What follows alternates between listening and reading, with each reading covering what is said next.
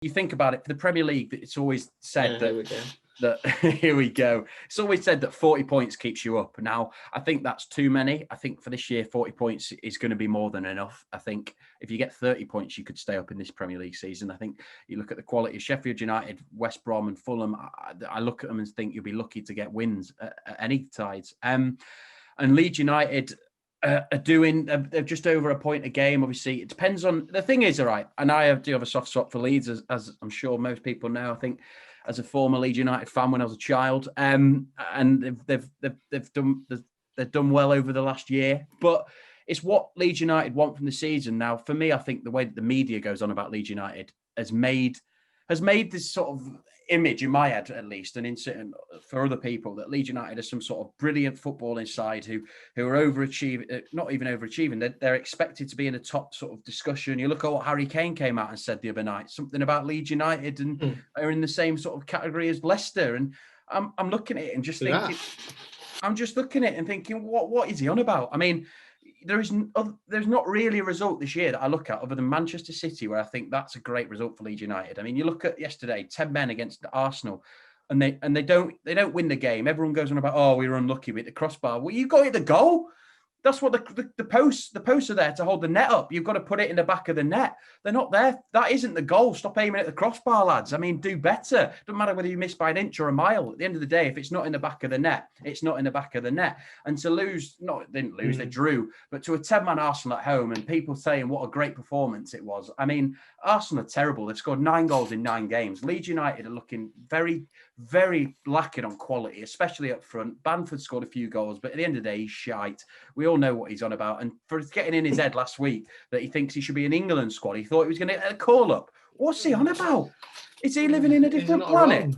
It's not wrong. I saw his record. He's got nearly 1 in 3 goals for Leeds United since he's gone there. A team that play nice, expansive, attacking football. If you had a striker that could finish, Jesus, I mean, Ryan Brewster would get more goals than him, and he can't finish a wank off at Sheffield United, can he? I mean, I just look at it and I just think I know I'm going on, but this Leeds United euphoria that you lot all have and everyone's going on about is just a myth, and I think it's absolute nonsense. And they've underachieved so far this season. Spent 100 million, and I'm going to let you talk now because I'm sure you're going to disagree.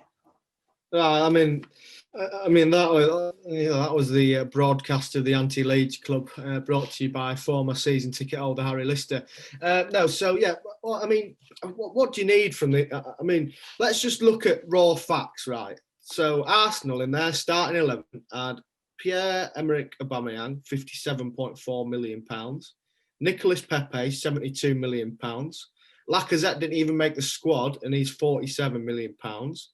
Granit Xhaka, who was holding midfielder against our academy player, £40.5 million.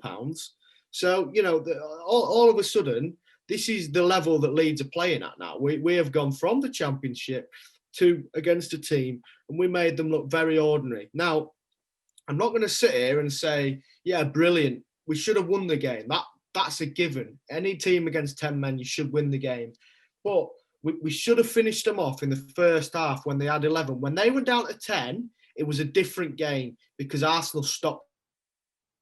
Which then, if you watch Leeds against Palace, if you stop playing against Leeds, it makes it a lot more difficult for us. And we try to force it. We were naive. We should have just kept doing what we're doing. I know Neville on commentary, I actually, been a Leeds fan. It's hard to listen to him, but actually I really like him. And what he said was true. We just got sucked into playing against 10 men. Now, Rodrigo came on. He's been injured. As is Phillips. Phillips made a massive difference for me. The only positive from that game is a clean sheet. Having conceded 8 in 2 games, a clean sheet is what you want. But, Rodrigo's had COVID, unfortunately. Comes on, he rattles a shot just over the crossbar. 2 minutes later, nails the crossbar. Rafinha, our new Brazilian signing, looked great, flashy. Had Willian in his back pocket. Willian had to get subbed off at half-time.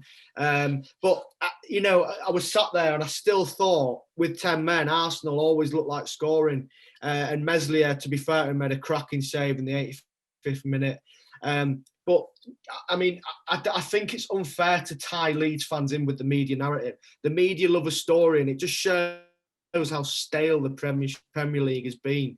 That it takes a character and a team like Marcelo Bielsa's Leeds United to spark the imagination of football fans around the world and show you all what you've been missing. Stevie Bruce, your likes of them have been in there for years playing shite football, and we've come and played some attacking football. And that's where the narrative starts. It's not Leeds' fault. Around the world. You look at we're the number one watch team in South America, pal. We're the number one watch Premier League team in South America.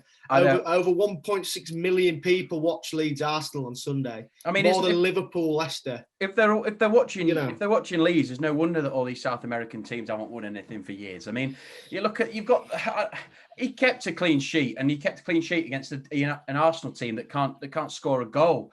They can't hit a barn door. Never mind Aubameyang up front. They had Aubameyang hasn't scored from open play in about 4 years. I mean, he can't score. You've got Robin Koch in defence, who gave the worst performance of any defender I've seen against Spain. I mean, what you've all gone on about. You've signed a German. You can't blame Koch for the Spain game. Oh my! I mean, did you watch that game? He wasn't at fault for any of the goals. Oh, mate, he can't pin it. You could have put the. What's he done? You could have put the Titanic between him and his other centre back. Mate, you're chatting absolute bollocks, mate. What's Koch's number one job? To keep clean sheets. What did he do on Sunday against a very attacking side? He had a £72 million winger that his only contribution to the game was fucking sticking up on Alioski. That's his only, £72 million well spent, if you ask me. Thanks for coming, fella. He kept the receipt. A very attacking side. Are you back on the killing old Cush, mate? I mean, I look at it and just think, hey, Robin, a very attacking side. They've scored 9 goals all season. They haven't scored a goal in open play in 450 minutes, mate. That's nearly 5 games. They can't score, these lot. And you lot made them. I mean, if Saka could have finished, and he's a great player. He's a great player. But if Saka, they had the best chance of the game, down to 10 men, and Saka should have won the game for Arsenal. I just think they're a shocking side, Arsenal. They're a shocking side. And you didn't even beat Arsenal. I mean, you go away to Everton. What do you want from us? You go away to Everton. You go away to Chelsea next, and you've got to think. If you lose 6 points. 6 points. You'll come back with nil points, and you'll be on a point a game, thinking you'll be in a relegation battle. I mean, and you spent 100 million. Yeah, but who said it was going to be easy? But spend 100 million. We spent fuck all in the Championship, mate. We've been bankrupt. We've been out of the league 16 years. We had to spend, Sheffield United had to spend big this season. Look where they've come: Fulham, West Brom. You have to spend 100 to keep up with the leaders. I don't. Let's just read the teams around Leeds United, shall we? 12th position, Arsenal, FA Cup winners, 13 points. 13th position, Manchester City, 12 points, former Premiership winners. Then 14th, Leeds United on 11 points. The gap to 18th is all I'm asked about, and it's on 4 points at Fulham. So at the minute, I mean, we've got to settle with what we're doing, but there's no one in Leeds thinking we're pushing Europa League. I mean, it's just a media narrative. It sells papers because we're big time, pal. That's why. They're sick of talking about Klopp and buying the league every season. Buying the league every season. Well, we'll move on to, after your fanboy, it's obviously fan channel for Leeds United, in your opinion. We'll move on to the best side. Fucking fan channel. It's truth. We'll move.